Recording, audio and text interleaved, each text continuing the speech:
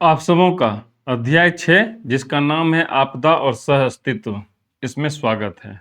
Picture को ध्यान से देखो, आपदा आई हुई है और लोग एक दूसरे की मदद कर रहे हैं, यानी अपना अस्तित्व जो है एक दूसरे का मदद करके कायम रख रहे हैं। सह अस्तित्व, इसलिए हमने यहाँ पे बात किया है सह अस्तित्व। कब? जब आपदा आ रही है, तब जब आपदा आ रही है। तो चलो इसको हम लोग देखते हैं। गुड। सबसे पहला क्वेश्चन है, भूकंप है, उसके प्रभाव को कम करना है। उसके क्या करना है? प्रभाव को कम करना है। तो सबसे पहला काम, भूकंप आने से क्या होता है? मकान टूट जाता है, उसका जो मलबा होता है उसके नीचे लोग दब के मर जाते हैं। तो यानी अगर मकान नहीं टूटेगा तो कोई दिक्कत नहीं है। तो मकान का जो नक्शा हो वो सीधा और आयताकार होना चाहिए। ठीक है। लंबी दीवारों हो, उसको सहायता देने के लिए मजबूत खंभे होना चाहिए। अगर पिलर पे घर रहेगा तो उसके टूटने की संभावना कम है। मकान की जो नींव है वो मजबूत और भूकंप रोधी होनी चाहिए। और दरवाजे और खिड़कियां ऐसी जगह लगनी चाहिए जो भूकंप में कम प्रभावित हो। बहुत बार क्या होता है, दरवाजे टूट जाते हैं, खिड़कियां टूट जाती है। ये सारी चीजें चाहिए जो भूकंप के प्रभाव को कम करती है। क्लियर हो गया? दूसरा, गृह सुनामी प्रभावित क्षेत्रों में गृह निर्माण पर अपना विचार प्रकट कीजिए। तो पहला क्या है, समुद्र के किनारे एक घर नहीं बनाएंगे, थोड़ी दूर पे बनाएंगे। अगर समुद्र की लहरें आएंगी भी तो कोई दिक्कत नहीं है, आएंगी टकरा के चली जाएगी, हमारा घर क्या होगा? सुरक्षित रहेगा। दूसरा चीज, मकान ऐसा हो, ऐसा नहीं हुआ कि टकरा गया तो टूट गया, वो सुनामी और भूकंप को सह सके।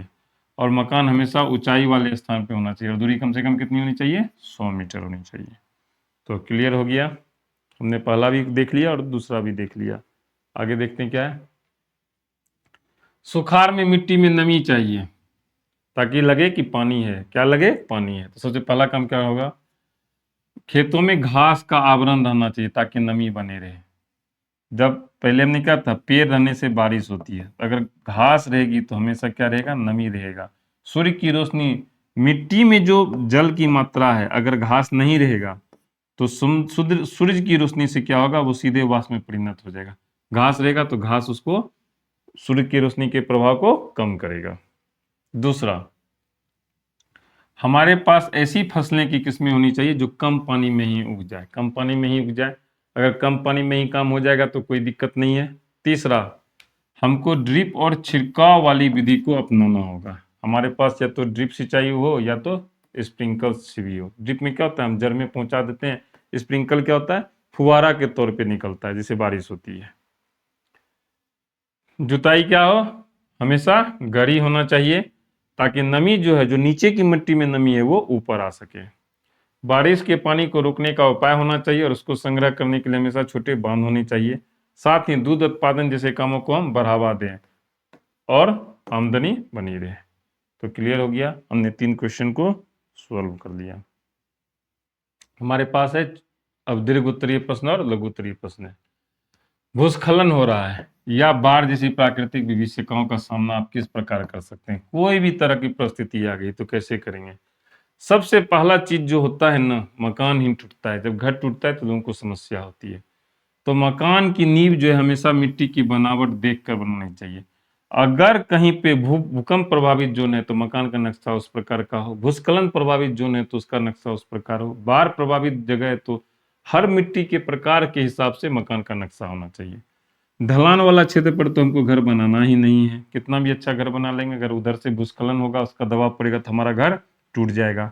भूस्खलन नहीं हो, सबसे पहला काम क्या करना होगा? मिट्टी की पकड़ को बनाए रखना होगा। मिट्टी की पकड़ कब बनी रहेगी? जब पेड़ लगा होगा। जब पेड़ लगा होगा। बारिश का पानी बहने से रोकने के लिए दीवार बनाए। अब तुम देखना, जब तुम पहाड़ी एरिया घूमोगे ना तो तुम देखना क्या होगा ना, जैसे पहाड़ है, मान लो ये क्या है? पहाड़ है, इसके बगल से रोड है। तुम देखना बगल जो रोड है ना, बगल से नाली रहता है, यानी पानी ऐसे गिरे, नाली के माध्यम से बह करके गिर जाए। यानी बारिश का पानी बहने से रोकने के लिए दीवारें बनानी होगी, यानी एक तरह का नाली बना करके दीवार बनाया गया है। ये देखो वही बात है, पानी की निकासी को रोकने से बचें ताकि मिट्टी खिसक न सके, वहां मिट्टी को खिसकने से रोका गया। कमजोर जमीन पर लचीली पाइप और तारें बिछानी चाहिए। ऐसे क्षेत्र जहां ढाल हल्की हो वहां घास या पेड़ की छाल बिछानी चाहिए। क्लियर हो गया, हमने पहला सवाल भी बना लिया। अब आगे बढ़ते हैं। दूसरा, अब है बाढ़ से बचने का उपाय। वो तो था भूस्खलन से बचने का उपाय। अब आते हैं बाढ़ से बचने का उपाय। घर हमेशा ऊंचाई वाला जगह पे हो ताकि पानी घर में प्रवेश ना करे। घर जो है ना उसके तरफ रेत भरी बोरियां हो। जो भी व्यक्ति नदी के किनारे रहता होगा या नहर के किनारे उसका घर होगा, बाढ़ प्रभावित क्षेत्र होगा, उसको पता होगा कि जो बांध होता है वहां रेत से भरी बोरियां रख करके उसको मजबूत बनाया जाता है। तालाब का निर्माण होता है, बगल में झील और जल धारण का निर्माण होता है ताकि अगर पानी निकले भी तो उसमें जमा रहे। नदियों के किनारे तटबंध बनाए जाते हैं ताकि पानी को रोक सके। नहरों और नालों को साफ रखें ताकि पानी जल्दी निकल जाए। क्या होता है, जब बारिश का पानी उतरता है, अभी जैसे बारिश का समय आ रहा है, अभी गर्मी का समय, तो अभी क्या है, पानी कम है, तो सरकार के द्वारा या लोगों के द्वारा क्या किया जाता है, उसमें जो भी कूड़ा कचरा है उसको साफ रखा जाता है, उसको निकाल दिया जाता है ताकि अगर पानी का फ्लो बढ़े भी तो आसानी से बह करके निकल जाए। बांध बनाया जाता है ताकि पानी को नियंत्रित तरीके से छोड़ा जाए। जैसे कोसी जो बैरेज है वहां पे पानी को नियंत्रित किया जाता है। अभी सरकार के द्वारा नर्सरियों से ऐसे पौधे लेकर के लगवाए जा रहे हैं जो कम पानी में भी उग सके, जो पानी में भी उग सके, सॉरी, पानी में सड़े नहीं, पानी रहे तो उसमें भी उग सके। अनाज का भंडारण होता है। सरकार ने 1954 में बाढ़ नियंत्रण के लिए 3 स्तर की योजना बनाई है। देखो योजना भी है सरकार की, कौन कौन योजना है, त्वरित, अल्पकालिक और दीर्घकालिक। क्लियर हो गया, समाप्त हो गया। तो ईश्वर आप लोगों को सफलता प्रदान करे। धन्यवाद।